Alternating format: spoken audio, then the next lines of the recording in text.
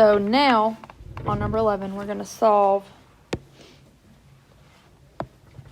3x squared plus 4x plus 8 equals 0. And we just found that we're going to have what type of solutions?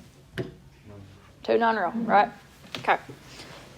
So, quadratic formula. Do we know it, or should we sing? I know it. Oh, you know it. That was a quick answer. Okay.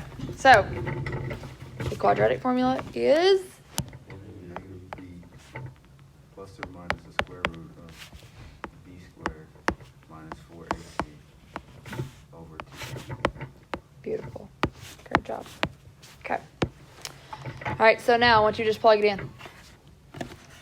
So we're going to have a negative 4 plus or minus the square root, 4 squared minus 4, 3, 8, all over 2 times 3. Okay, let's say, theoretically, that the 4x and the 8 was on the right side of the equal sign. What do you have to do before you start solving? What? Move them, right? Do we want to move them to the left, or do we want to move the 3x squared to the right? I would move it to the left because I'm trying to keep that 3x squared positive. Make the same mistake like last time. Hmm? I'm not trying to make the same mistake like last time. Right, right. Okay. So let's simplify. Out front, we're going to get what kind of 4? The negative 4. Plus or minus the square root. We've already solved that. What was it? And we did the discriminant. A negative 80, right? Over 6. But guess what? You can keep going. Okay? So, type in the square root of positive 80.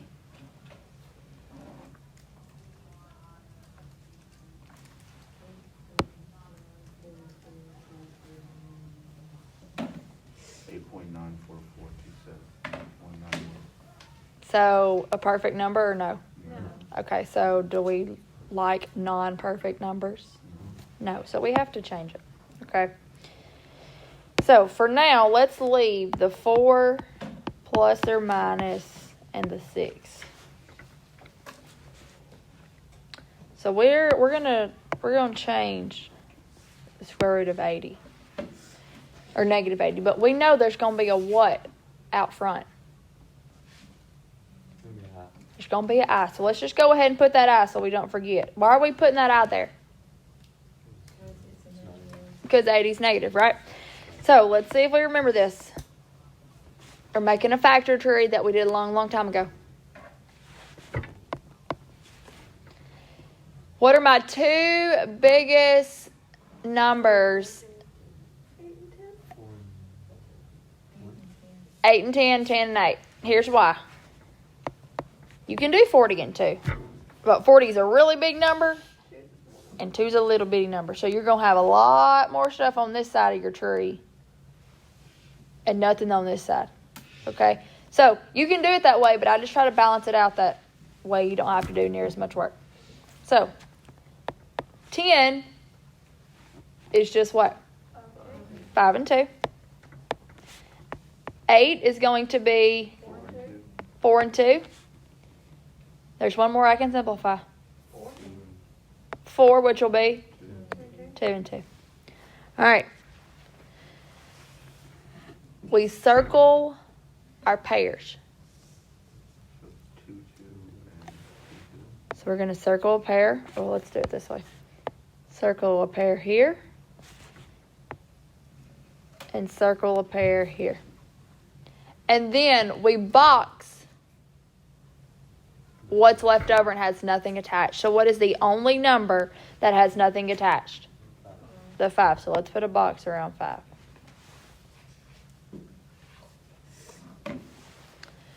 All right, now if I had one pair of 2s and the 5, my answer would be 2 square root of 5. But how many pairs of 2's do I have? 2. So 2 times 2 is 4. So the square root of 80 is the same thing as 4 square root of 5. Now let's type that in just to verify. So I want you to type in 4 square root of 5, and you should get that same decimal you got when you typed in the square root of 80. You get the same thing? Yeah. Okay. So I'm going to take this and I'm going to plug it into my equation over here. So I'm going to have I 4 square root of 5.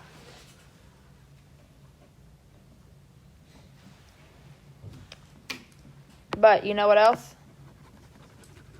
I can go one more time.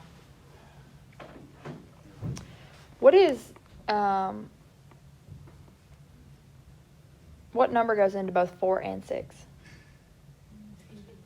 2, right? So 4/6 is the same thing as 2 over 3. So we have negative 2 plus or minus 2I square root of 5 over 3. So all I did was say that equals 2/3 and that equals 2/3. Now why didn't I do anything with that 5? Because it's under the square root. And I was sure to keep my what letter? My cute little I. So you get the 2 from the 4 over 6, right? Yes, I simplified 4 over 6 to 2/3. 2 goes into 4 2 times. 2 goes into 6 3 times. Okay? I just didn't know that the second one applied to it. Yes, because it's the same. It'd be like this if I said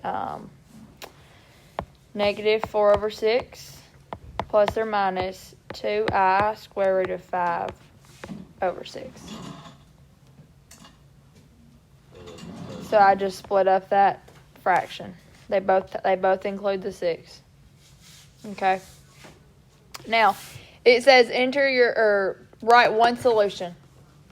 So my 2 solutions here would be negative 2 plus all of that, or negative 2 minus all of that. It's supposed to be a 6. Actually, it's supposed to be a 3. So either one. Okay. So for number 12, we have not covered this in class. However, you have covered it sometime in your life, whether it was last year or whether it was 7th grade or 8th grade or whenever, but you have covered it. So since this is on the calculator portion, we are going to work smarter and not harder. So we're probably going to use the what? Calculator. So calculator.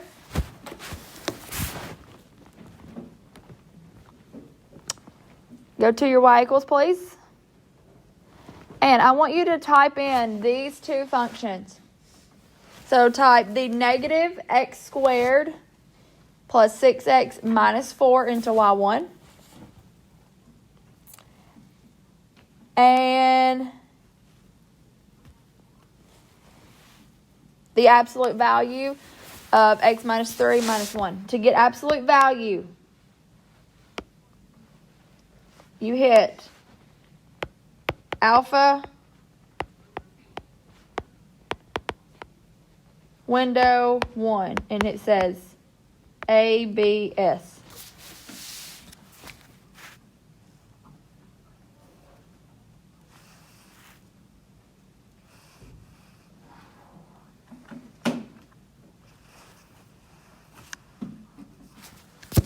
All right, everybody got that typed in? Okay, so now I want you to hit second graph. And I'm going to change my thing to 1. Okay, so the problem says, what is the greatest? I want you to underline the word greatest.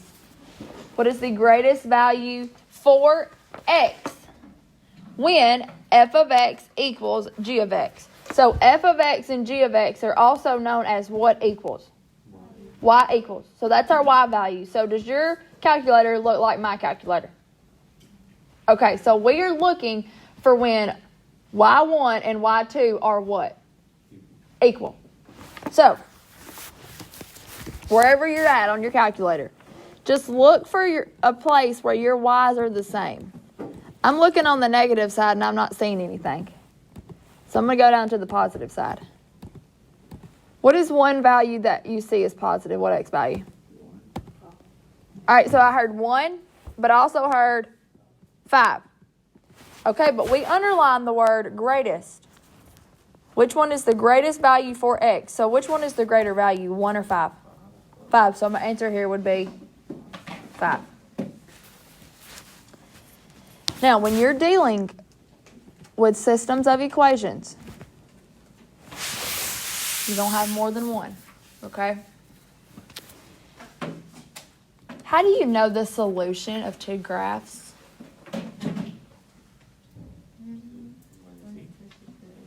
Huh?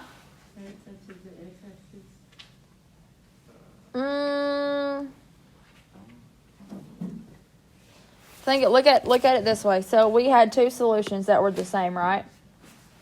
1 positive 1 and 5 positive 1. So that's where those two functions are what?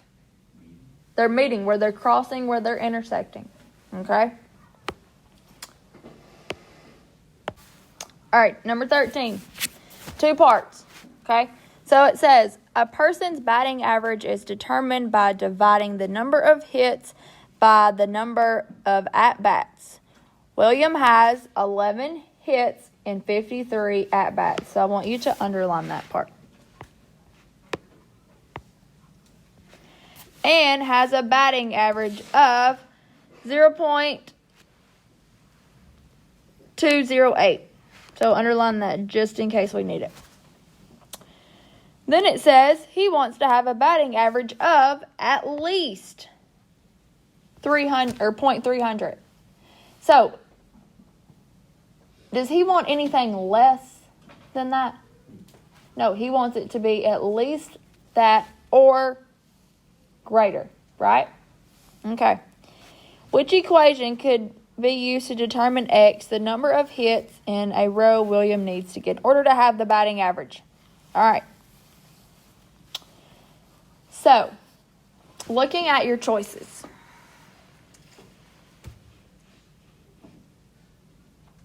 First, I want you to type in your calculator 11. Let's look at choice B. Look at 11 divided by 53. Type that in your calculator and tell me what you get. 2.75. Huh? Or 0.275. 0.275. Is that what you get? No?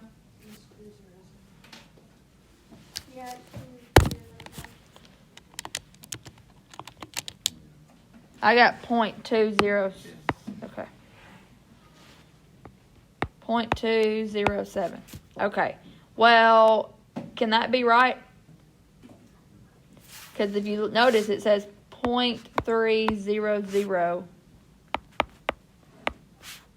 and 0.07. Well, that's telling me that 0.2, right? So that's not it, obviously. So we can mark out this. All right, look at C. Can C be right?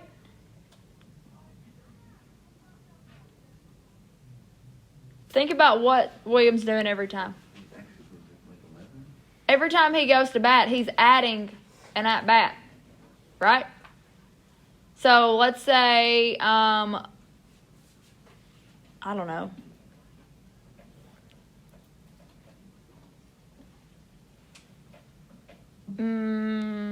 okay, let's do, if I had 72 at-bats for the season, or whatever, and I made 54. I don't know. So I've been to bat 72 times, and I've hit 54 times. Well, the next time I go bat, let's say I've made 55, because I hit it. So now my at-bats is going to be what? 73. So what am I doing every single time? I'm adding an at-bat. So out of those choices, which one is adding an at-bat every time? D. Now, why would C not be correct? C is adding an at-bat if I hit it every time, but it's not adding one every time I step to the plate. So C could not be it. And A, well, it's multiplying every time, and I don't know where that comes from. So my answer has to be what? It has to be D. And the reason here, so out beside this, I want you to write adding an at-bat each time. Same thing goes for soccer. If Caesar's kicking the ball, but you're the goalie, right? Okay. Well, let's say Caesar's in the goalie, and the other team kicks the ball. Well, every time, in order for them to kick the ball, they got to keep doing what each time?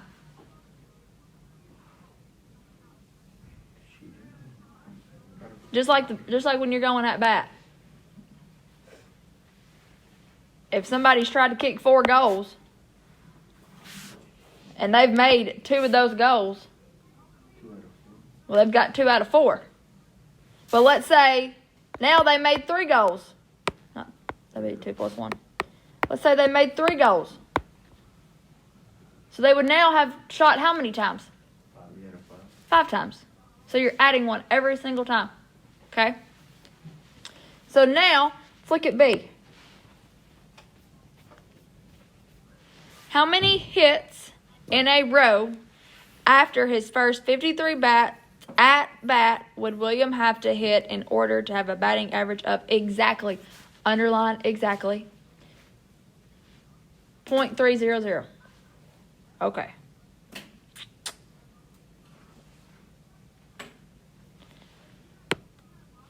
What was the function rule that we just determined in part 13? Or part A, I mean?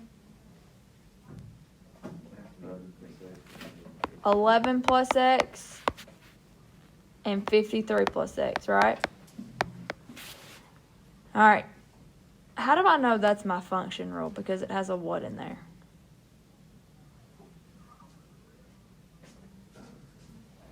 It's got an X in there, right? So let's graph it. Go to your Y equals.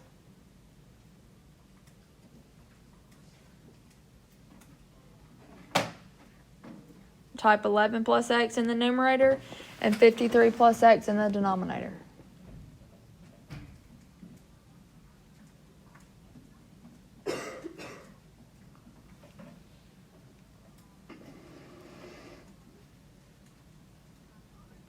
All right.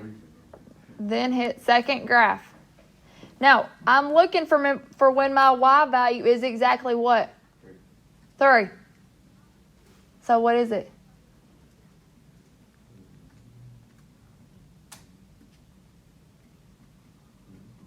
Or 0.300. Huh? Go to 7. When Y, X is 7. 3 out of 10.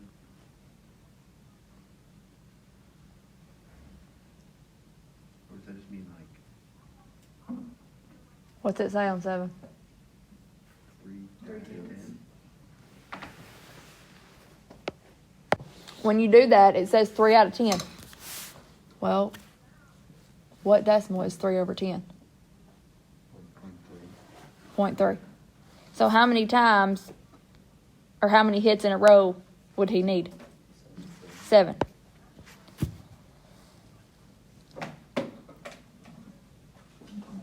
But I'm going to show you something else too. So here's our function rule that we're dealing with. 0.300 equals 11 plus x and 53 plus x. I got this from part A. And I got this because it says it is. We want it to be exactly that. Okay? So we have to solve here. We're just solving an equation. I got to get rid of that denominator. So what do I do on both sides? Multiply.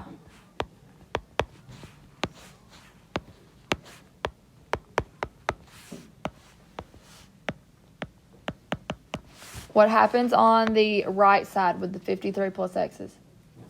They cancel. And over here you're left with 53 plus x times 0.300 equals 11 plus x. All right, now I have to multiply. 53 times 0.300 equals 15.9. And x times 0.300 is 0.300 x equals 11 plus x. Now, I got a constant on one side, constant on the other, an x on one side, and an x on the other. So what do I have to do with my x's? I have to get them all on one side. Does it matter which way we move? No. So let's move minus 0.300 x minus 0.300 x. These cancel. What do I do with that 11? Right. Okay. Now we've got 15.9 minus 11 equals x minus 0.300x. Now, what's in front of that top x that I don't have to write? Oh, 1. Okay. So, 1 minus 0.300. 0.7 x equals 15.9 minus 11 is 4.9. Divide both sides by 0.7. 4.9 divided by 0.7 is 7. X equals 7. Is that what we got when we graphed it and looked at the chart? Yes, so it works either way. Got it? All right, so skip 14, 15. 15 is one of those gimmes. You just got to read it. So, it says, a researcher wants to determine if the behavior of children is affected by playing video games that have violent content. He asked the parents of 100 children in a daycare center how often each child plays video games and whether the video games they play have violent content. The children are then allowed to play in a controlled environment. What's a controlled environment? Think about science. If the variable is controlled, what's happening? Everything's the same. Right. All the kids are doing the exact same thing. They're playing the exact same thing. Parents are watching them. Everything's the same. Okay. Such as the daycare center's playground. Okay. What do you do on the playground? You play. It's a controlled environment, right? Any violent behaviors are then noted. So if we're noting something, we're studying. We're jotting stuff down, right? What type of study is this researcher conducting? Well, a census. You know, the census is done every 10 years. It tells you the what in the world? The population. Are we taking the population? Nope. All right. Are we experimenting? Maybe not. We'll hold off. Are we observing something? Absolutely. We are observing what the children are doing. Sample survey. Are we taking a sample of anything? No. So, observational study. Those are just gimmies. You just got to read them. Okay? But shouldn't they also, like, study the kids before they play video games, too? Like, some kids might just be violent, like, rather than... Yes, but in a problem like this, they are wanting you to do the exact thing you're doing. And that is overthink it to the extreme. I'm just saying, wouldn't it have made sense if they did that before? It has nothing to do with the problem. Yes, I agree. But that's exactly what these testing people are wanting you to do, is to think, well, maybe this should have been done. So if that would have been done, then that would really have been an experiment. But you have to think, I'm literally reading this paragraph. What does that paragraph mean? Got it? All right. Number 16. It says, the function f of x is given by the equation f of x equals 3 times x squared plus 2. The values for the quadratic function h of x are shown in the table. So does that table go with that function?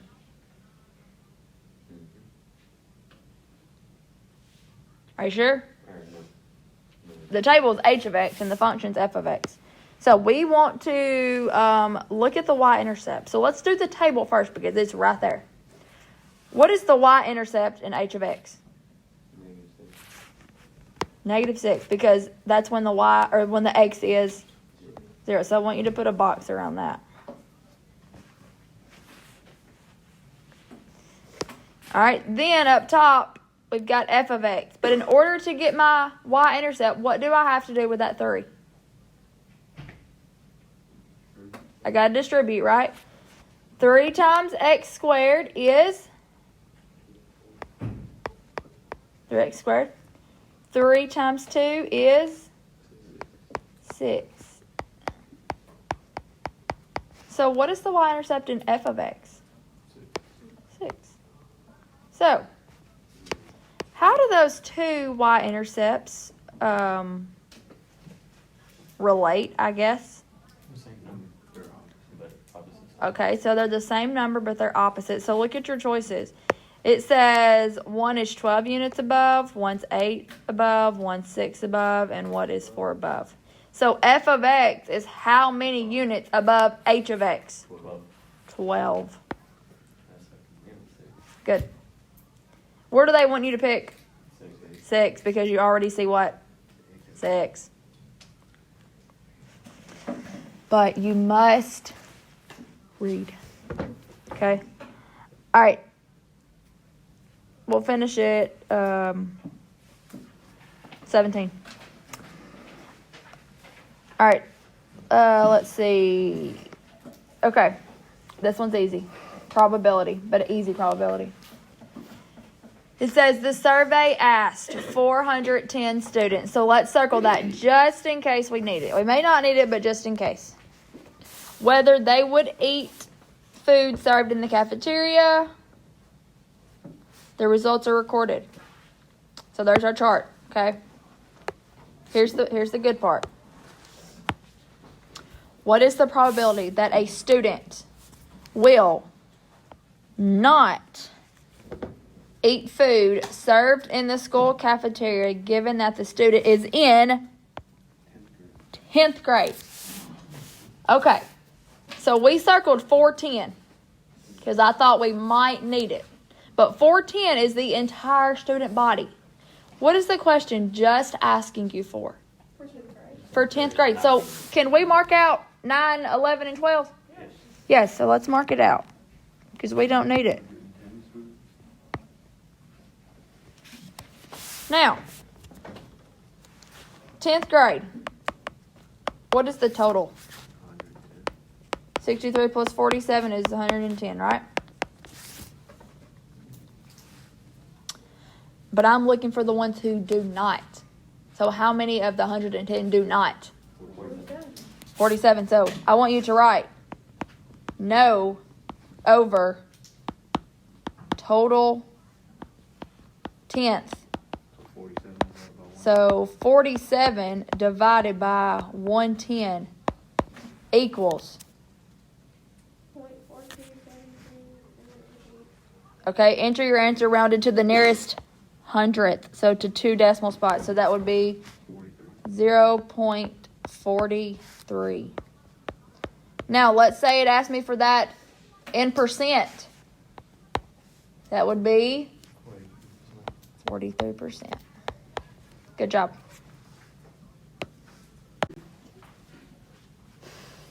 All right. 18 says, a rock is dropped from a hot air balloon at a height of 100 meters. Underline 100 meters. The rock's height from the ground in meters is h of t. Modeled by the formula. Underline that whole formula. Where t is time in seconds. What is the average rate of change? Underline average rate of change. Between 2 and 4 seconds. So, average rate of change is also known as the what? Rate of change. Slope. The slope. Okay? Now, think in terms of slope. When you have 2 points, the equation is, y2 minus y1 over ac minus h1. okay? Now, in terms of rate of change, it is written like this.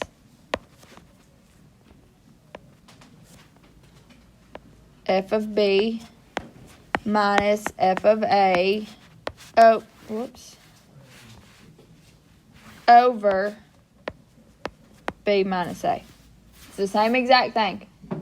Because what do you know F of X or F of B or F of whatever is equal to? Y equals, okay? So, what is our X1 value? What number are we plugging in first? 2. So I want you to put X1 above 2. And what is X2? 4. All right, so we know the bottom is going to be 4 minus 2. But in order to get those Y values, what do I have to do with the X values? You have to use the equation. Have to use the equation and do what with the X? Plug it in, right? So we've got, in this case, it'll be T, but negative 4.9 4 squared plus 100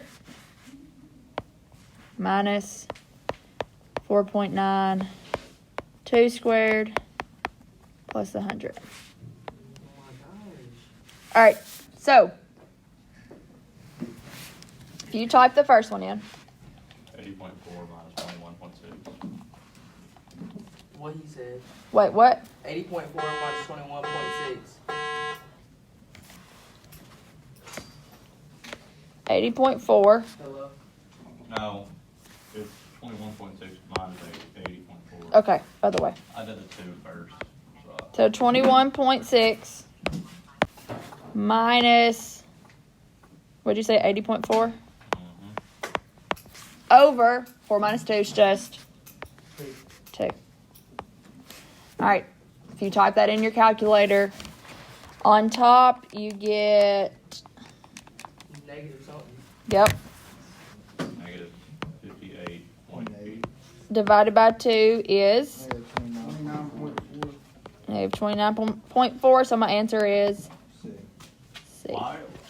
Okay, why are you subtracting? Do you divide? Yes, so number 19, you can do 2 types of division. What kind?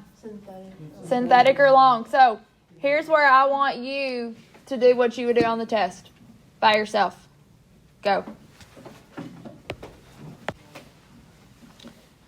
All right, so I'm going to write that on here. It looks so good. Oops. If you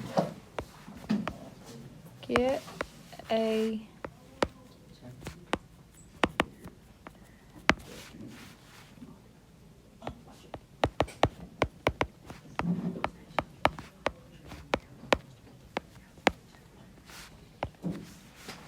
Okay, but you keep.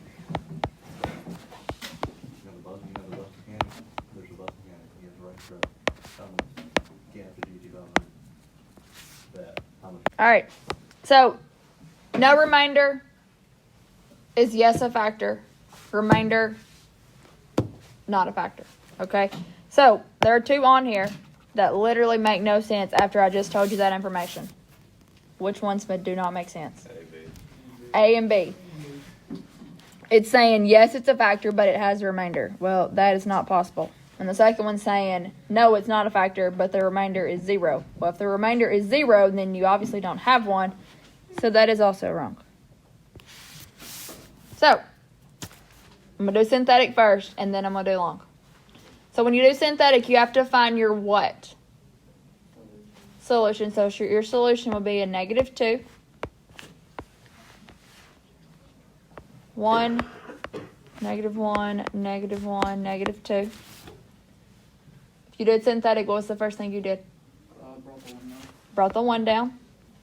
And then we say 1 times, -2. which is? -2. Then you combine and you get a -3, 3. +6, -5. not -5, but Are you doing the long division way too?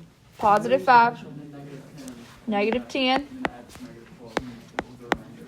So it has to be All right, so whatever your last number is always going to be your what? remainder. Your remainder. So you know your answer has to be C. C. All right, now, who did long division? Me, half the class. Half the class. I'm impressed. They look fairly similar to the concept. All right, so I'm going to go do long division just to do it.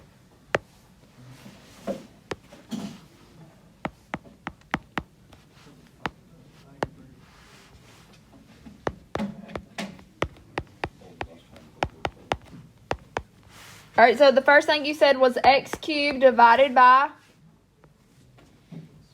what? Oh, X. X. X squared. And then you multiply, right? So x squared times x is x cubed. X squared times 2.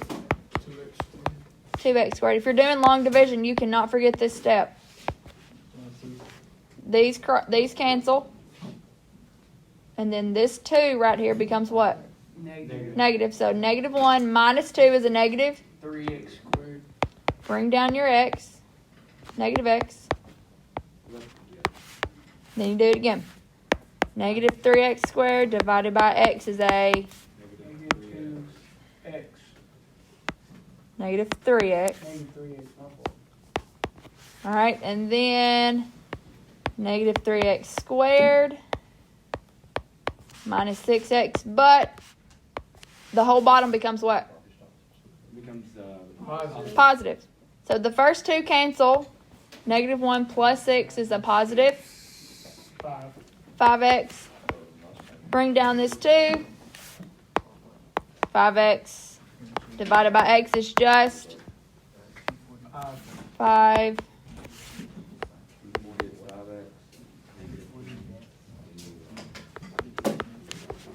Subtract 2 minus, or -2 minus 10 is a negative 12 over x plus 2.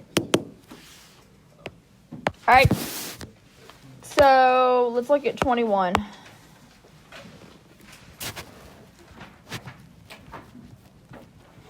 We have kind of done 21, but kind of not. So it's the compound interest, okay? It says Calvin purchases a piece of heavy machinery for $32,300. So I want you to underline that. Then I want you to underline where it says the value of the machine depreciates. That's an important word. At an annual rate of 8.3%. Which function represents the value of the approximate equivalent money depreciation? What does the word depreciate mean? Loses value. Loses value. Okay, so do you see the word continuous anywhere? No. No, so we're going to use the long formula again. So A equals, 32,000. wait, let's do the formula. P, No, it's not. 1, Plus Plus R R over T N and plus And T. All right, don't forget, you're giving that on the EOC, okay? So, we know our principal value is what? $32,300. All right, we know we're going to have a 1 here. Okay, it says it depreciates, okay? So, a whole percent, if you're doing really good, a whole percent is what? Really good. You're giving 100%, okay? So we've got 100% minus 8.3%. 91.7. 91.7%. But can I put a percent in an equation? No, I have to change it. So when I change it, that's going to be 0.917. Be R. So let me ask you this. Wait for N.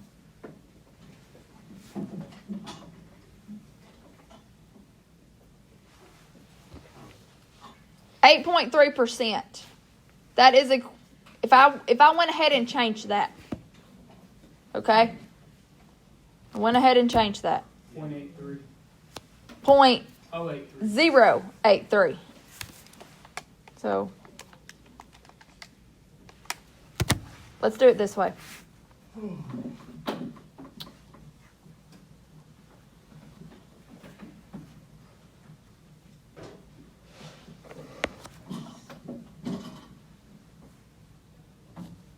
Actually, let's don't do it that way. Hold on.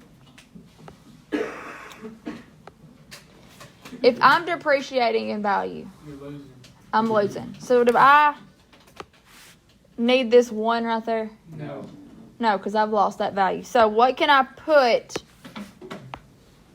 What percent can I put right there? 0.917. 0.917. That's the new percent we have. Now, what kind of rate am I getting? What, like quarterly, monthly, annually? So 1/12.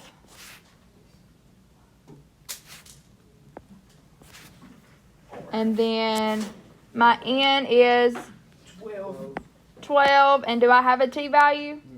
No, so I just put what? T. T. So it's R. So it is R.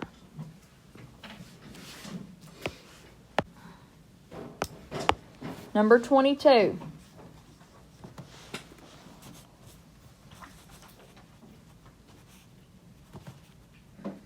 All right, so we're looking at which statement is true. So we got Jamie and we got Taylor. All right, so before we even look at the choices, let's look at their work. So let's just look at Jamie first. So what is this equation? What are you going to be doing first? What kind of multiplication? You're going to cross multiply. Okay. So, on Jamie's side, here's my problem. It looks like on step 1, she rewrote it. But is it the exact same? No, she changed that 1 to a, or that 5 to a 1. So we know Jamie is what? Wrong. It is wrong. If you read number 1, it says Jamie is right because the 5 in the numerator and the 5 in the denominator simplify to 1. Is that right? No, so we're crossing it out. All right, now let's look at what Taylor did. So Taylor cross multiplied. Did Taylor cross multiply correctly?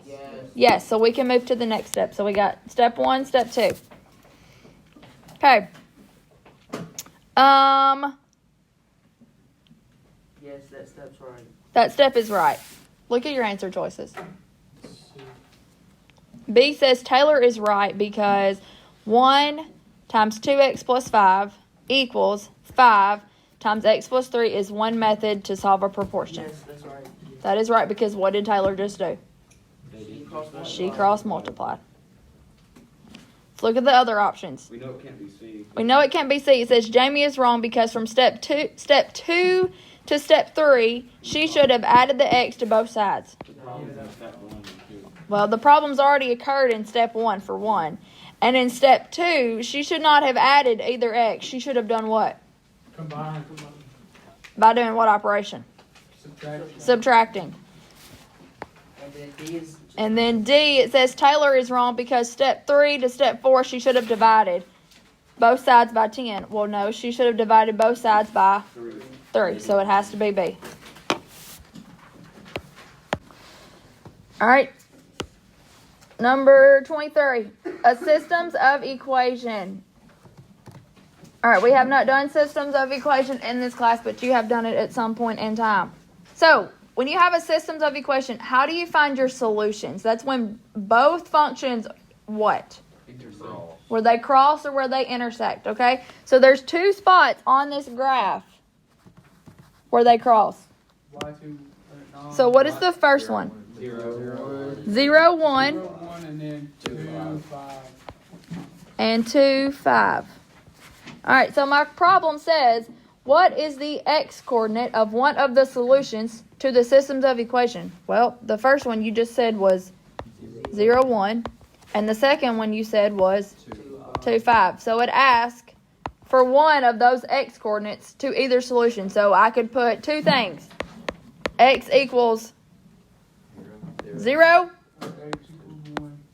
Or 2. x equals 2. Looking at both of those x's.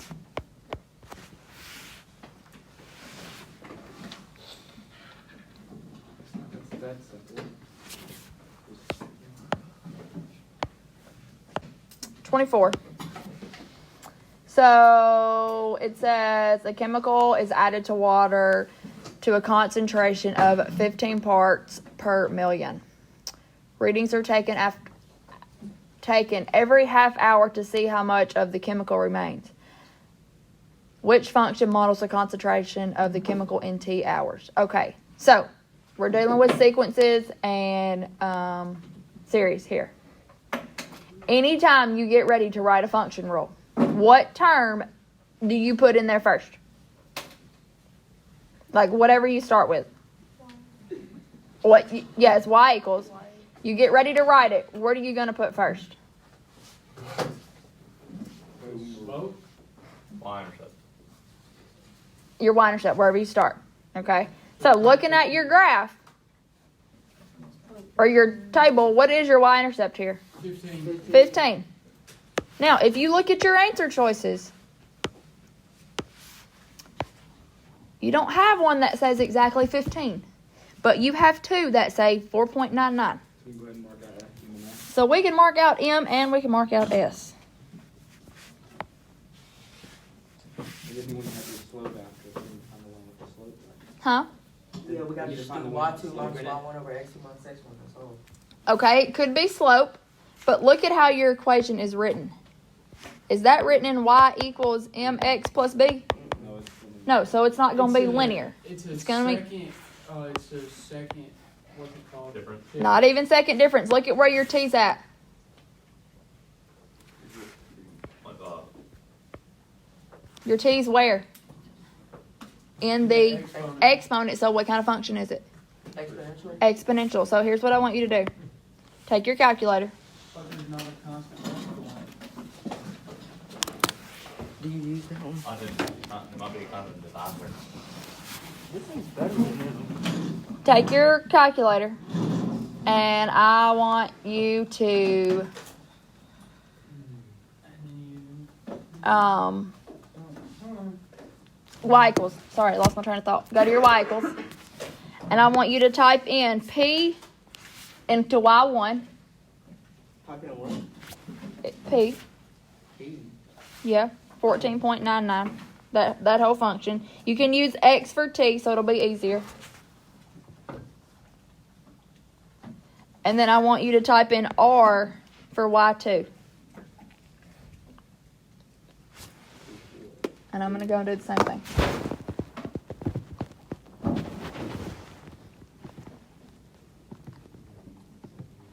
So we have 14.99 times 0.3143. Raise that to the power of x. 14.99 times 0.7997 All right, if you hit second table, all right. I know the answer. We're looking for this chart. So when we have 0, we got to have 14.99. Well, they both say that. It's P. All right. When we type in a 1, what does it say we're supposed to have? 0.5, but P is the closest to 0.5. No. When we type in a 1, Oh, 12. Oh, my bad. we should Oh, see so 12. it's the second one, actually. It's supposed to be R. It's R. Answer the R. When you see a 2, what are you supposed to have? 9.6. 9.6. We got 9.58. Does that round to 9.6? Yeah, it's R. So my answer is R. You have to remember what you typed into Y1 and Y2, though. If you want to type them in separate and do it that way, go for it.